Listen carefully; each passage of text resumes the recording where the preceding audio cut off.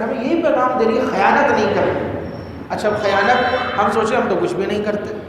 ہم غور کریں, اگر گھر پہ کھیر کی ایک پیالی آتی ہے پڑوس سے اور گھر میں 4 بھائی ہیں, 4 بھائی سے مراد غیر شادی شدہ, یہ جوائنٹ فیملی سسٹم ہے.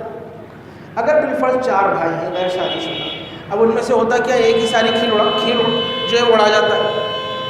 بریانی آئی, کوشش ہوتی ہے 1 پلیٹ ہے تو اسے اماں کہتی ہے یا تو بڑے کو ملے گی یا چھوٹے کو ملے گی, یہ جس کے ہاتھ لگ گئی غائب. مٹھائی ہے گھر میں, جس کو ملی نعرہ تکبیر ختم.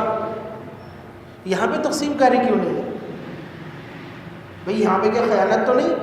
ایک چیز آئی تھی گھر میں اور گھر والوں نے اسے قبول کیا کس لیے کہ یہ سب کو ملے گی برابر برابر, لیکن ایک ہے اس میں سے زیادہ اڑا لیتا ہے, ایک کم. اس ٹائم ہم کیوں تنبیہ نہیں کرتے, نظر انداز کر دی. یہ چھوٹی چھوٹی سی چیزیں جو آگے جا کے بڑی خرابی بن جاتی ہیں.